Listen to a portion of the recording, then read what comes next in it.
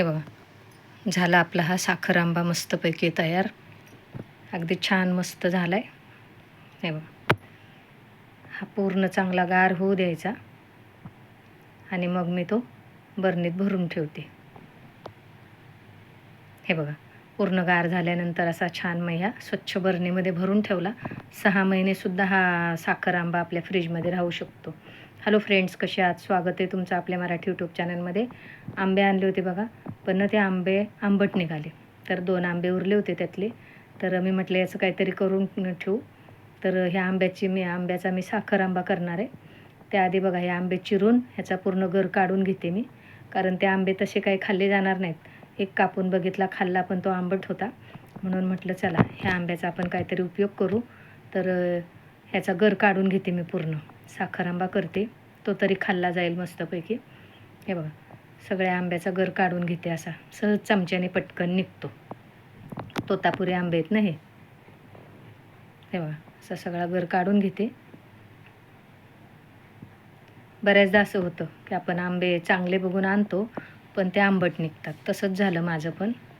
हे बघा, काढून घेते गर सगळा हा.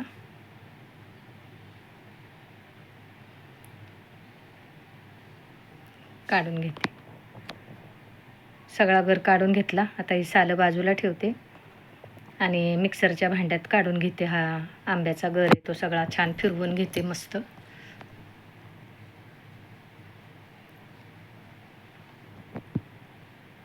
हे बघा, सालं बाजूला ठेवते आणि फिरवून घेते मिक्सरमधून.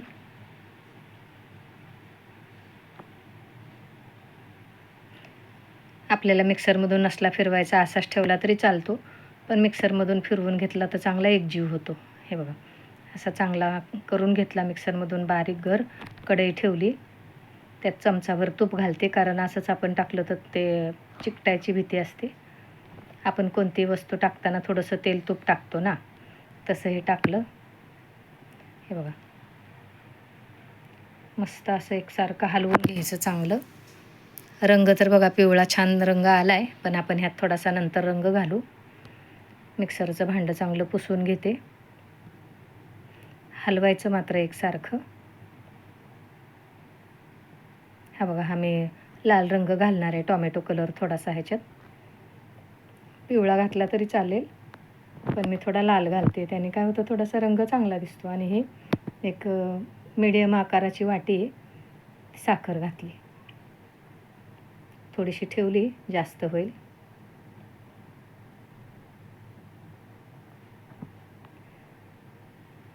साधारण बघा 150 ग्राम साखर असेल अंदाजे.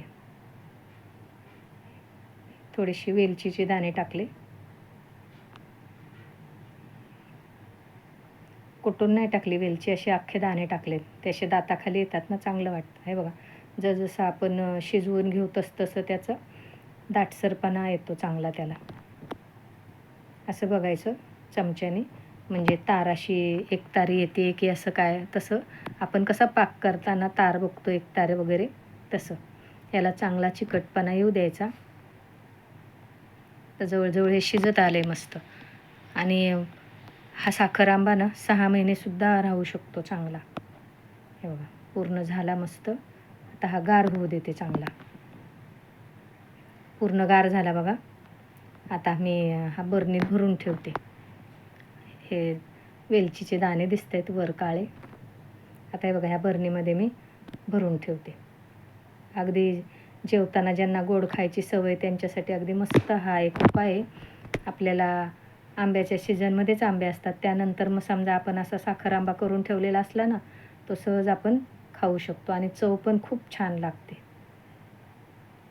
हे बघा, असा हा बरणीत भरून ठेवला साखर आंबा.